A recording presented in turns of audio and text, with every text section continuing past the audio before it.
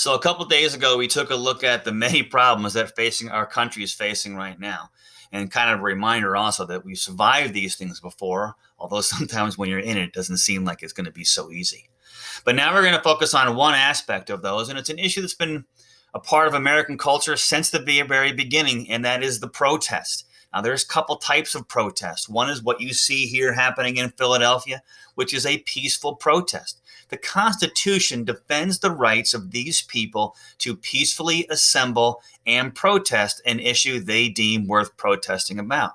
And here, of course, in America today, we're protesting not only the death of George Floyd, but in a greater sense, the protest is around the mistreatment of African Americans by law enforcement and in the courts of America, in the law. So people have gotten together, they've gotten upset, and they're getting together to march and to protest. Here we are in Philadelphia. Here we are in Washington, D.C., just a couple of days ago. New York City, these are happening in every state in the country right now. Los Angeles, they're protesting here in Los Angeles for African American fair treatment of African American fairness, fair treatment of African Americans in the face of the law. Now, this is not anything, and here we are in Philadelphia, and that is a representation of George Floyd, who was killed about a week ago by a police officer in Minneapolis, and this is where all these current protests began. Now, protests happen all over the world. Today also happens to be the anniversary of the Tiananmen Square massacre. It's called the 6-4 Day or 6-4. And in 1989, students and young people got into what's called Tiananmen Square. It's like a square out front of what you see in the background there is the Forbidden City, which is kind of the cultural and political center of China. Emperors lived there for hundreds of years. And now it represents the center of the nation. So students and young people went there to protest their mistreatment, their belief that they were being mistreated by their government.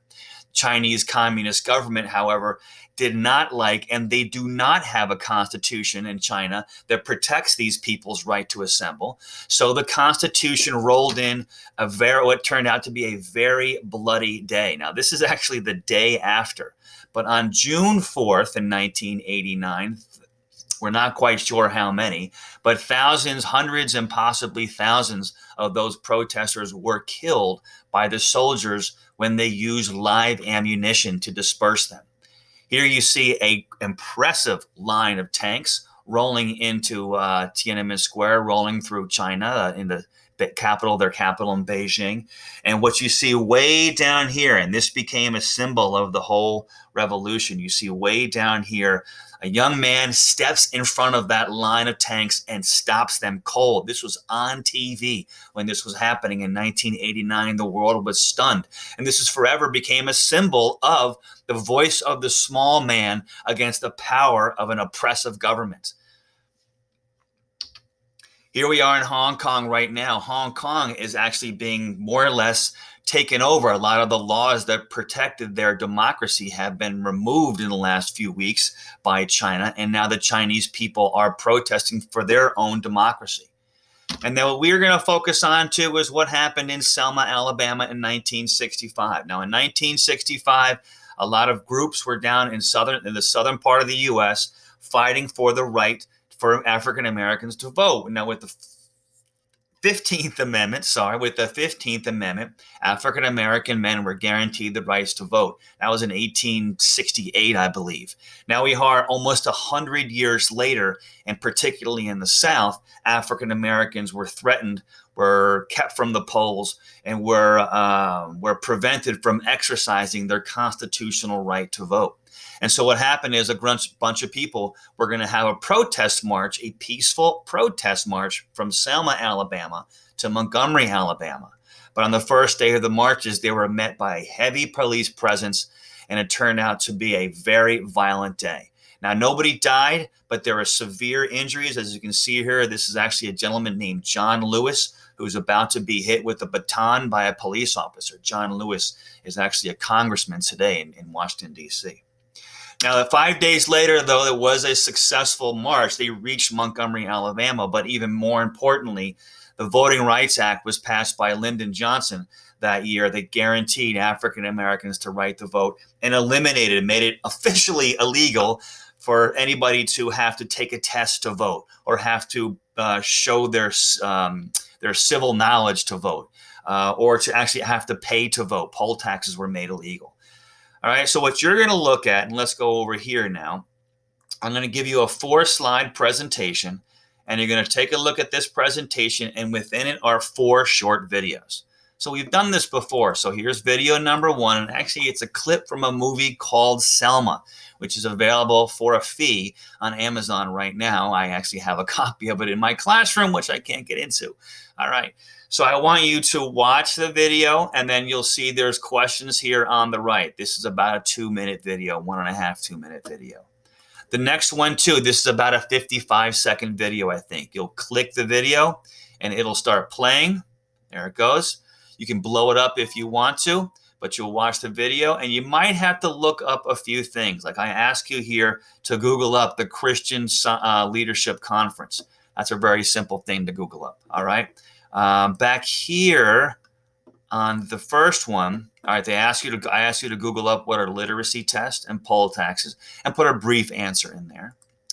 Down here, you have one more. Now, this is a trailer from the movie. It's a little bit longer, about 2.5 minutes. Watch the trailer. But one thing I want you to consider, too, today we have Twitter and today we have Facebook, and they allow a lot of information to get out there. And I think people have a hard time processing all of it. We had a similar challenge with the television, believe it or not, in the 1960s.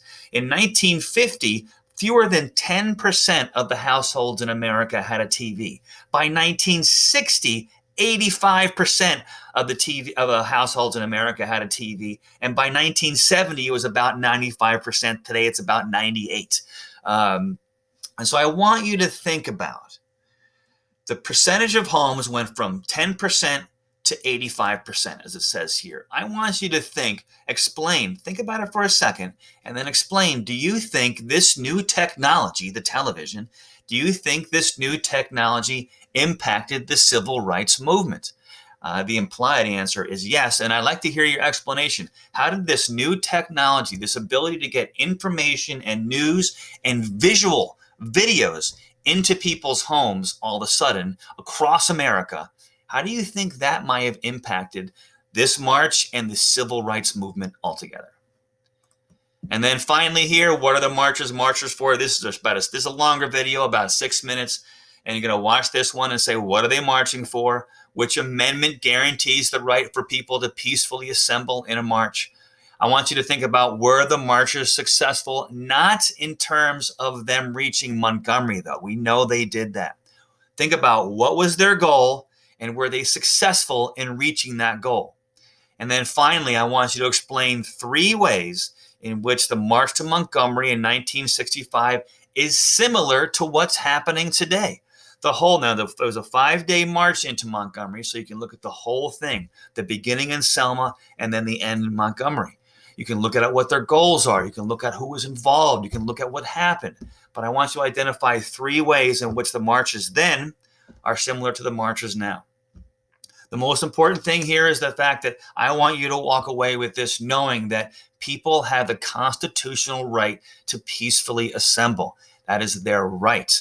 All right. I want you to identify which one of the questions in this assignment ask you to identify which of the amendments, it's one of the first 10, which of the amendments in that Bill of Rights, which of the amendments guarantees you the right to peacefully assemble. Look it up, find it out. All right, good luck. And I'm going to talk to you guys in a few minutes at 12:30, and this will be due on Monday. Adios.